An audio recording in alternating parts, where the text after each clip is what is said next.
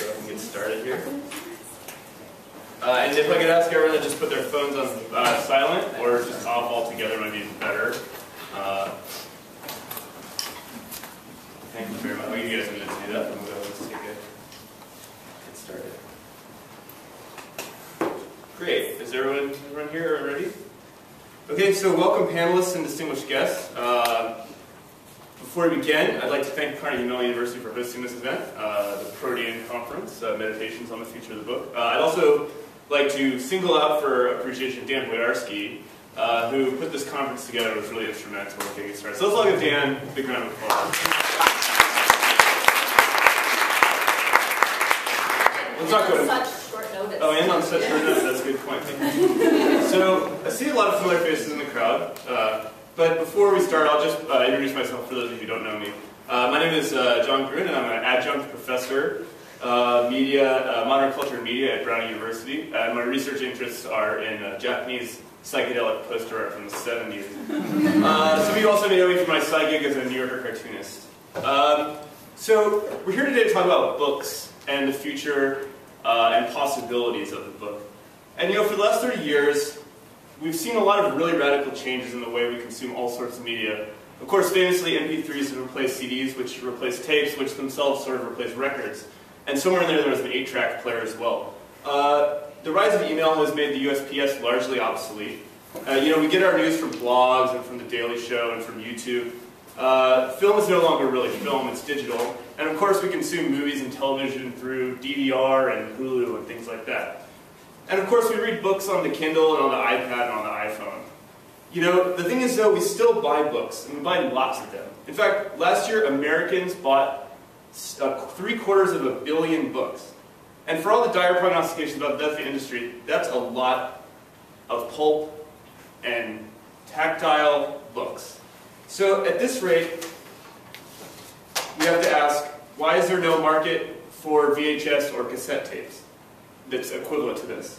So the thing is that this is the genius of the book, is that it sticks around, The Kindle and the iPad are great and they get all the press, but we love our dog-eared paperbacks, we really do. And we want our children to read The Giving Tree the same way that we did. Of course, we want to decorate our homes with cookbooks and with volumes of, fine art. We don't buy multiple iPads to put on our bookshelves, we have one maybe.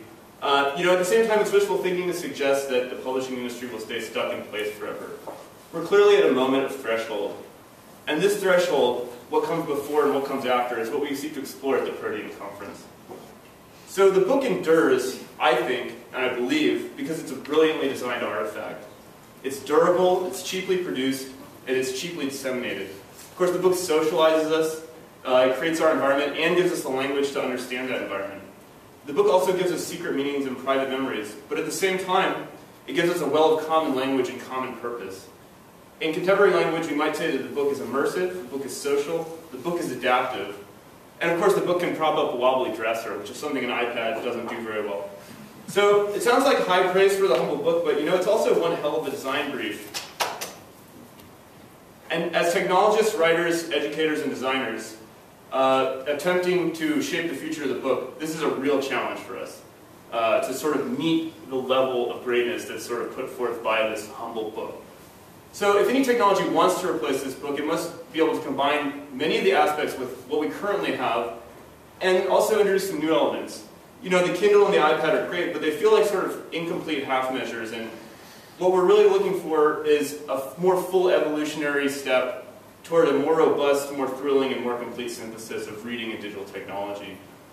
Now, one thing is for certain, we can't predict the exact trajectory of the future, but what we can do as designers is probe and explore the possibilities. And so since Protean is a conference about dialogue and change, we decided to do something a bit different for today's keynote. Instead of me pontificating and speculating for the next 30 or 45 minutes, which I'm sure you guys will get pretty sick of, we're going to open things up a bit. So momentarily, 3 teams of designers, we'll call them Team Immersive, Team Sensory, and Team Adaptive, are going to come up and present, will join me on stage basically, and they're going to present their explorations on possible future technologies and the written word. These teams will each take a moment to provide a summary of their research. Oh, excuse me. So yeah, once we've heard from everyone, I'll be joined on stage by Dr. Loretta Neal, who's the, she is the director of the International Sue and Ed and Sue Library and Archives in Northeastern Ohio. She's also a renowned author of the title, famously, Codex to Cotex, The Hidden Parallels Between Pages, Ink, and Menstruation. It's a fascinating read if any of you haven't actually had the time to check it out. And we'll also be joined on stage by Dr. Emily Sappington, who is a faculty here at Carnegie Mellon in psychology. I didn't realize Carnegie Mellon had a psychology department, but there you go. Her famous book on media and sensory experience, Stop and Smell the Proses, spent 65 weeks atop the New York Times bestseller list. And Emily asked me to also add that her current interest in research is on the economics of paperweights, which sounds really fascinating. So together the three of us we'll call Team Curmudgeon, if you will. We tend to be of the old school. We enjoy the physical, the pulpiness, the tangibility, the sort of real haptic depth of a book. And so we're going to be sort of serving as a chorus and counterpoint to these three design teams.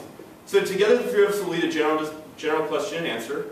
And we'd like to take this time to explore design concepts that each team presents, as well as sort of trouble assumptions about the relationship between books, technology, and reading in general. So it's a tall order for 30 minutes, I'll grant, but you know, nothing ventured is nothing gained. So without further ado, I'd like to go ahead and welcome to the stage, asterisk, we will have Ahmed Ansari, who's sitting back in the second row here for all the visuals you see today.